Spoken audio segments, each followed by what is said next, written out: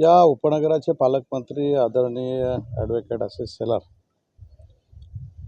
साहेब यासाठी आलेले होते की या ठिकाणी एक नियोजित 290 बेडचं हॉस्पिटलची सुरुवात आहे आणि हे काम लवकरात लवकर व्हावं, लोकांना चांगल्या सुविधा मिळाव्यात, हे महाराष्ट्र शासनाचं आणि आमच्या लोकांचं कर्तव्य आहे।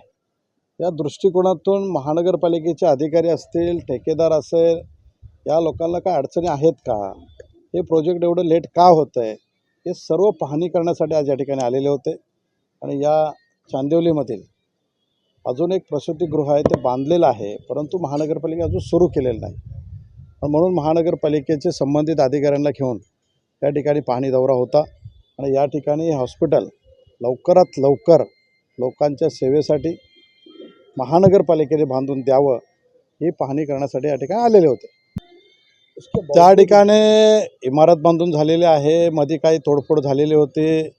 पुन्हा एकदा मी त्या ठिकाणी सर्व अधिकाऱ्यांना घेऊन भेट दिल्यानंतर ते पुन्हा चांगलं व्यवस्थित करण्यात आलं, परंतु महानगरपालिका सध्या आपले हॉस्पिटल असतील, प्रसूतिगृह असतील, ते स्वतः न चालवता कुठल्या तरी एखाद्या खाजगी संस्थेच्या माध्यमातून लोकांना चांगली सुविधा मिळावी, या दृष्टिकोनातून आत्ता महानगरपालिकेचा तशा पद्धतीने विचार आहे।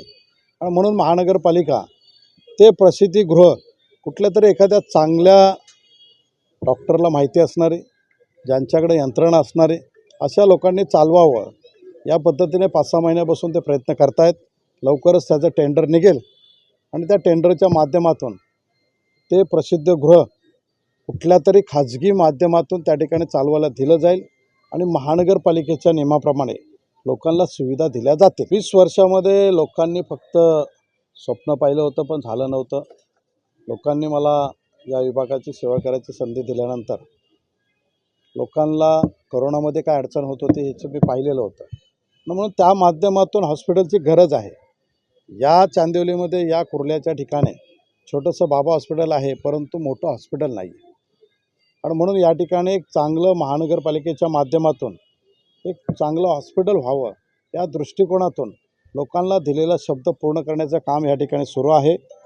आणि म्हणून या ठिकाणी 290 बेडचं चांगलं हॉस्पिटल, सर्व आरोग्याच्या सेवा या ठिकाणी लोकांना मिळण्यासाठी हे हॉस्पिटल सुरू होतं आहे। लवकरात लवकर महानगरपालिकेच्या अधिकाऱ्यांना विश्वासात घेऊन या ठिकाणी हे हॉस्पिटल लवकरच लोकांच्या सेवेसाठी पूर्ण करून दिलं जाईल।